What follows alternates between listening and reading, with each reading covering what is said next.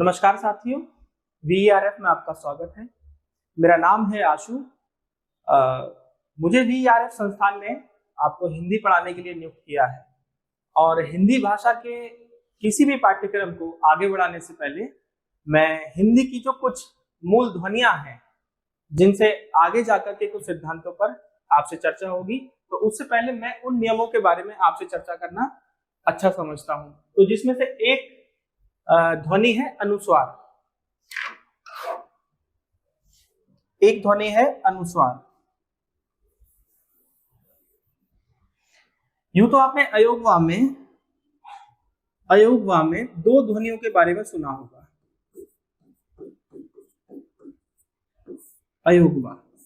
अयोगवा में एक होता है अनुस्वार और एक होता है विसर्ग। ठीक, इन दोनों को मिलाकर के हम अयोगवा कहते हैं। ये दोनों ही ध्वनियां हिंदी भाषा में कुछ ऐसी होती हैं कि ये बिना हेरसो आ यानी कि छोटे आ की बिना मदद से इनको लिखा जाना संभव नहीं है। ये दोनों ही ध्वनियां एक चिन्ह मात्र हैं और इन दोनों ध्वनियों के बारे में हम यहाँ ये समझेंगे कि इनसे जो सिद्धांत, जो नियम निकल करके आते हैं, उनमें हिंदी का मौलिक रूप से प्रयोग क्या है। तो सबसे पहले जानेंगे हम अनुस्वार के बारे में कि अनुस्वार कैसे आता है। ठीक है ना। अच्छा, अनुस्वार के बारे में समझने से पहले एक चीज और कि अगर हम हिंदी भाषा की ध्वनियों के बारे में समझते हैं तो पहले ध्वनि आती है स्वर, उसके बाद आते हैं अयोगवा और अयोगवा के बाद आते हैं व्यंजन। स्वरों के बारे में आप जानते हैं कि ये 11 ध्वनियां हैं। अयोगवा मैं आपको बता ही चुका हूं। अब बात आती है व्यंजन की। तो व्यंजन, अगर कोई भी व्यंजन अगर अपने आप में एक पूर्ण स्वरूप लेता है, कोई भी व्यंजन यदि अपने आप में पूर्ण स्वरूप लेता है तो उसको हेरसो आ की ध्वनि की आवश्यकता पड़ती है। ये मैं मिटा देता हूं क्योंकि मुझे इस नियम के परिप्रेक्ष्य में आपसे बात करनी है कि अगर कोई भी व्यंजन आपके समक्ष लिखा है, जैसे मान करके चलिए कि यहां मैंने का लिखा है, तो ये का ध्वनि भी दो ध्वनियों में बटी हुई है। जैसे कि का के उदाहरण समझते हैं हम। जब हम बोल रहे हैं का, तो यानी कि इस का में आ की ध्वनि मिली हुई है। ये जो है ये स्वर सहित का है और ये वाला जो का है ये स्वर रहित का है। यानी कि इसमें जो ध्वनि मिली है वो हेरसो आ की ध्वनि मिली हुई है। ये बात मैं इसलिए बता रहा हूं क्योंकि जो मैं आगे अनुस्वार के पंचम व्यंजन की जो नियम मैं आपको देने जा रहा हूं उसमें आपको ये बात पता होनी चाहिए कि स्वर रहित का तात्पर्य क्या है, यानी स्वर रहित का अर्थ क्या है। अच्छा, ये बात आपको समझ में आ गई। इसके बाद मैं बात करूंगा अनुस्वार या पंचम व्यंजन के नियम की। तो अनुस्वार या पंचम व्यंजन का नियम क्या कहता है कि किसी वर्ग का, यानी कि आपने व्यंजनों के वर्ग तो पढ़े ही होंगे, का वर्ग, चा वर्ग, टा वर्ग, ता वर्ग और पा वर्ग। इन 5 वर्गों से प्रत्येक अभ्यर्थी परिचित तो होगा ही, क्योंकि हिंदी भाषा में जब हम व्यंजनों का हमने छोटी कक्षाओं से भी पढ़ा होगा तो स्वर और व्यंजन तो पढ़े ही हैं। तो इन व्यंजनों में 5 वर्ग, प्रारंभिक 5 वर्ग होते ही हैं। ठीक, तो जिसमें कि का वर्ग, चा वर्ग, टा वर्ग, ता वर्ग और पा वर्ग। ठीक है ना। हम उन्हीं वर्गों की बात कर रहे हैं कि किसी भी वर्ग का, इन 5 में से किसी भी वर्ग का स्वर रहित पंचम व्यंजन कैसा? स्वर रहित। जैसे मैंने अभी आपसे बात की कि का कैसा? स्वर रहित, है ना। और का वर्ग का कौन सा व्यंजन? 5वां व्यंजन कैसा? स्वर रहित, है ना। स्वर रहित पंचम व्यंजन अपने ही वर्ग के किसी व्यंजन से पूर्व आता है। यानी कि जो ये पूरा का वर्ग है, आपके समक्ष ये पूरा का वर्ग लिखा है, ठीक, इसका कौन सा? पंचम व्यंजन अपने ही वर्ग के किसी भी व्यंजन से, या तो का से पहले या खा से पहले या गा से पहले या घा से पहले आए, वो भी किस स्थिति में आए? स्वर रहित की स्थिति में, यानी कि उसमें स्वर मिला ना हो। यानी कि जैसे यहां पर क्या लिखा है का प्लस आ, यानी कि इसमें कोई भी स्वर की ध्वनि मिली ना हो, ठीक। तो उससे पूर्व आता है, तब वह क्या करता है, अनुस्वार का रूप धारण कर लेता है। अनुस्वार यानी कि जैसे मैंने अभी आपको बताया था कि अनुस्वार कुछ इस प्रकार से लिखते हैं और इसका जो चिन्ह होता है वो इस प्रकार से होता है, यानी कि ये जो पंचम व्यंजन है ये क्या करता है, अनुस्वार का रूप धारण कर लेता है। अब कैसे कर लेता है, इसको कुछ उदाहरणों से हम समझेंगे। देखिए, तो का वर्ग का उदाहरण सबसे पहले लेते हैं। आपने किताबों में लिखा देखा होगा,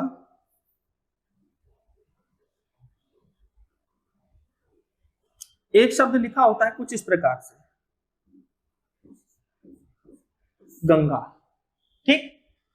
इसी शब्द को, गंगा शब्द को हम कैसे लिख देते हैं,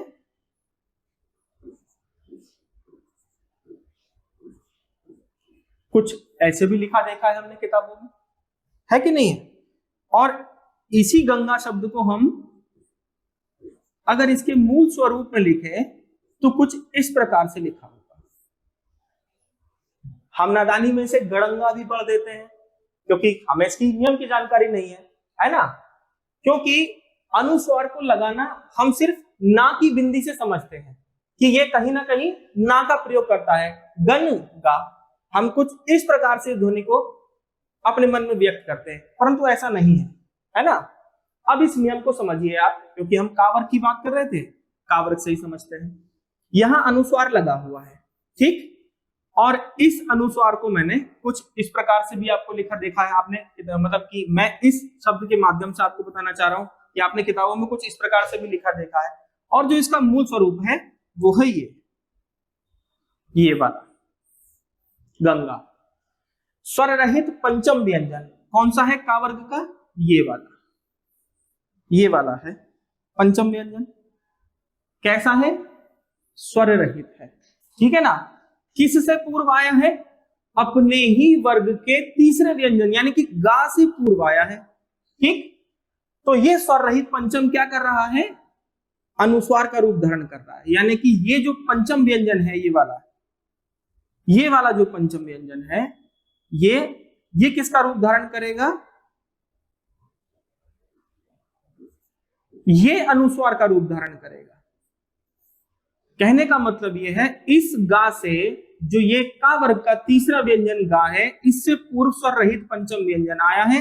ये स्वर रहित पंचम व्यंजन किसका रूप ले लेगा, अनुस्वार का रूप ले लेगा, जिसको आप अंकी बिंदी के रूप में जानते हैं, ठीक है। अब बात आती है उच्चारण की, तो हम का खा गा घा ड़ा, इस ध्वनि को क्या पढ़ते हैं, का खा गा घा ड़ा।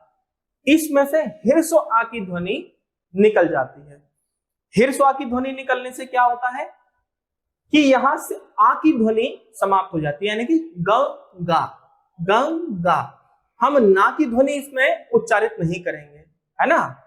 ये बाकी की जो चार ध्वनियां हैं इनके बारे में बताऊंगा मैं आपको भी, पहले हम बात ड़ा की कर रहे हैं। इसमें हम आ की जब ध्वनि निकाल देते हैं तो हम पूरा पढ़ते हैं इसको का खा गा गा ड़ा ड़ा आ की जो ध्वनि है उसको निकाल देंगे, क्या शब्द बन जाएगा, गंगा, ठीक है। गंगा नहीं होता है, गंगा शब्द नहीं होता है, गंगा ड़ा की ध्वनि होती है इसमें।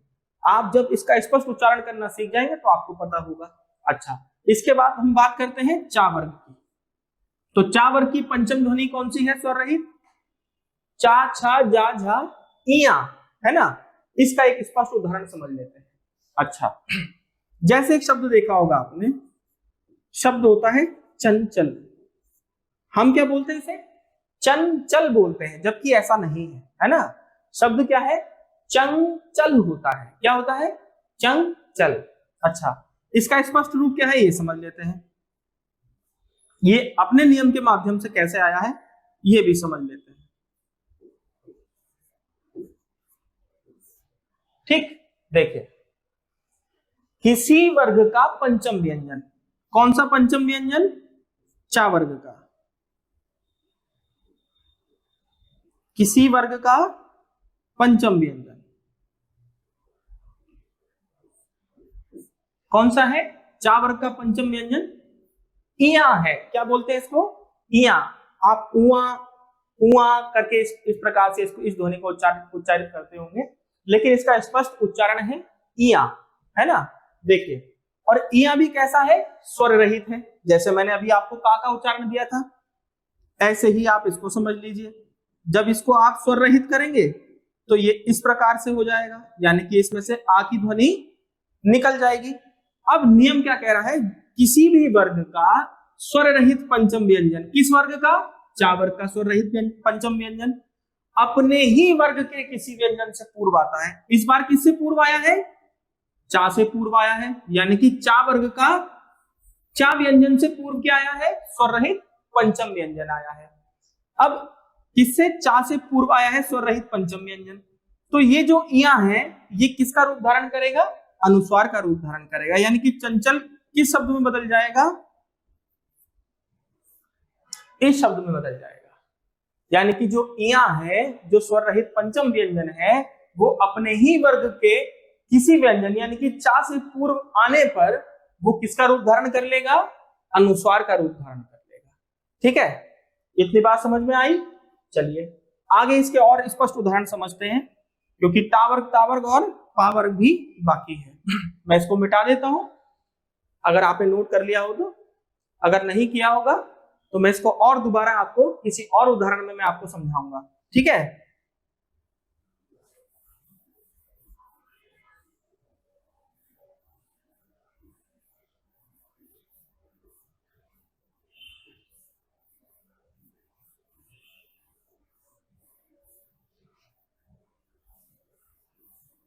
जी। इसके बाद आता है तीसरा वर्ग, यानी कि टावर्ग का। टावर्ग का एक उदाहरण समझ लेते हैं हम। ठीक है,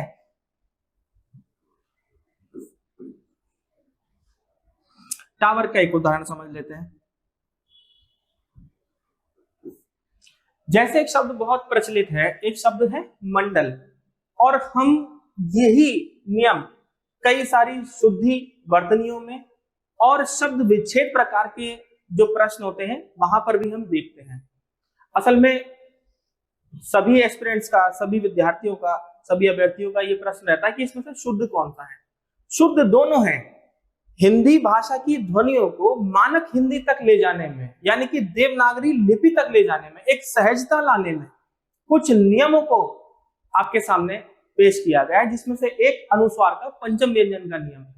जैसे शब्द प्रचलित है आपके सामने, बहुत ज्यादा आपने देखा होगा इसको। शब्द है एक मंडल। देखिए, ये शब्द है क्या, मंडल, और आपने इसको कुछ इस प्रकार से भी देखा होगा। देखा है कि नहीं, मंडल, है ना। देखिए, इसमें पंचम व्यंजन कौन सा है, टावर का पंचम व्यंजन क्या होता है, टा ठा डा ढा णा। क्या होता है, टा ठा डा ढा णा। ठीक, हाँ। तो ये जो स्वर रहित पंचम व्यंजन है, ये टा वर्ग के किसी ना किसी व्यंजन से पूर्व आया है, यानी कि किसी वर्ग का स्वर रहित पंचम व्यंजन अपने ही वर्ग के किस व्यंजन से पूर्व आया है, इस बार डा से पूर्व आया है ना, तीसरे व्यंजन से पूर्व आया है। किसी वर्ग का स्वर रहित पंचम व्यंजन अपने ही वर्ग के किसी व्यंजन से पूर्व आता है, तब वह स्वर रहित पंचम व्यंजन अनुस्वार का रूप धारण कर लेता है। ठीक है ना, ये शब्द क्या बनेगा, मंडल बनेगा, कुछ इस प्रकार से बनेगा। यह अनुस्वार का पंचम व्यंजन का नियम है ना। अनुस्वार का नियम भी बोल देते हैं, पंचम व्यंजन का नियम भी इसे बोल देते हैं। ठीक है, अच्छा, आगे एक और उदाहरण है आपके समक्ष तावर्ग का, है ना, ये समझ लीजिए। तावर्ग का एक उदाहरण है ये, आपने ये शब्द लिखा देखा होगा, दंत।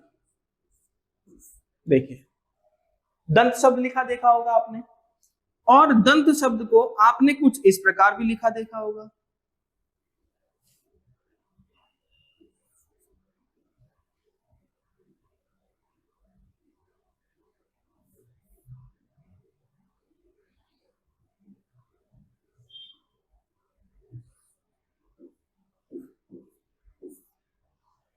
अब इसको समझ लेते हैं। दंत शब्द में देखिए, किसी वर्ग का पंचम व्यंजन, यानी कि इस बार किसका है, ता वर्ग का पंचम व्यंजन है। कैसा, स्वर रहित है। जैसे हर बार की भांति, जैसे हमने यहां पर देखा कि बाकी के 3 भी कैसे थे, स्वर रहित थे, तो इस बार ना भी कैसा है, स्वर रहित है। किसी वर्ग का स्वर रहित पंचम व्यंजन अपने ही वर्ग के किसी व्यंजन से पूर्व आता है, यानी कि किससे पूर्व आया है इस बार, ता से पूर्व आया है ना। किसी वर्ग का स्वर रहित पंचम व्यंजन अपने ही वर्ग के किसी व्यंजन से पूर्व आता है, तब वह स्वर रहित पंचम व्यंजन किसका रूप धारण कर लेता है, अनुस्वार का रूप धारण कर लेता है। शब्द क्या बन जाएगा, दंत बन जाएगा। ठीक है साथियों, चलिए इसके बाद एक वर्ग और बचता है आपका, क्या, पावर। चलिए इसका भी उदाहरण समझ लेते हैं। एक शब्द होता है दंभ, जो किसका पर्यायवाची है, अभिमान का पर्यायवाची होता है ना। शब्द होता है दंभ, है ना।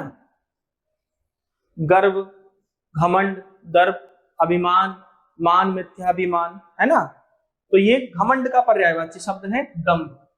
तो यहां पर समझेंगे, देखिए, तो दंभ को हम किस प्रकार से लिखा देखते हैं, कुछ इस प्रकार से भी लिखा हुआ देखते हैं।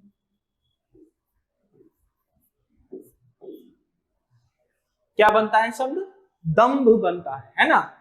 इसमें एक शब्द है, इसमें एक बीच में व्यंजन है स्वर रहित मां, है ना। मां कैसा है, स्वर रहित है। तो इस बार किस वर्ग का है, पा वर्ग का है, स्वर रहित पंचम व्यंजन, क्या, मां। और किससे पूर्व आया है, अपने ही वर्ग के किसी व्यंजन, यानी कि इस बार चौथे व्यंजन भा से पूर्व आया है। तो कहने का मतलब वही है, नियम को बार बार मैं दोहरा रहा हूं आपके सामने। नहीं समझ में आ रहा है, आप उसको कमेंट सेक्शन में दोबारा मुझसे पूछ सकते हैं, है ना। ठीक, कि ये किस प्रकार से आया, कि मां कैसा है, स्वर रहित है। कोई भी स्वर रहित पंचम व्यंजन, किसी भी वर्ग का स्वर रहित पंचम व्यंजन अपने ही वर्ग के किसी व्यंजन से पूर्व आता है, तब वह पंचम व्यंजन किसका रूप धारण कर लेता है, अनुस्वार का रूप धारण कर लेता है। ठीक है, तो इस प्रकार से मैंने पांचों वर्ग में आपको एक एक उदाहरण दे दिया है। अगर आपको अब भी ये नियम नहीं समझ में आता है, आप मुझसे दोबारा रिक्वेस्ट कीजिए, दोबारा बोल दीजिए कि हमें ये नियम समझ में नहीं आया है, कमेंट सेक्शन में बोल दीजिए आप, मैं आपको बता दूंगा। फिर इस नियम को मैं आपके सामने पेश रखूंगा कुछ अन्य उदाहरणों के साथ। ठीक है, और इसी में आपको एक और भी डाउट रहेगा, एक और संदेह रहेगा कि क्योंकि आपने एक शब्द और जाना होगा इसके साथ साथ, एक होता है अनुस्वार, जिसके बारे में मैंने अभी आपको बताया, और इसी के साथ में एक शब्द होता है अनुनासिक, है ना।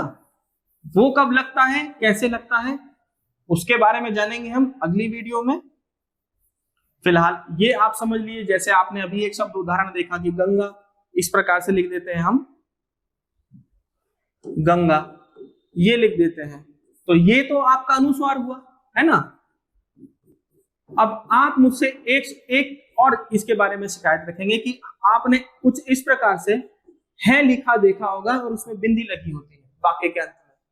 तो ये बिंदी क्या है जो अंत में लग रही है, क्योंकि यहां पर तो कोई नियम नहीं है, अनुस्वार के पंचम व्यंजन का कोई नियम ही नहीं है, क्योंकि जब बिंदी लग रही है इसके बाद उसी वर्ग का कोई व्यंजन होना चाहिए था।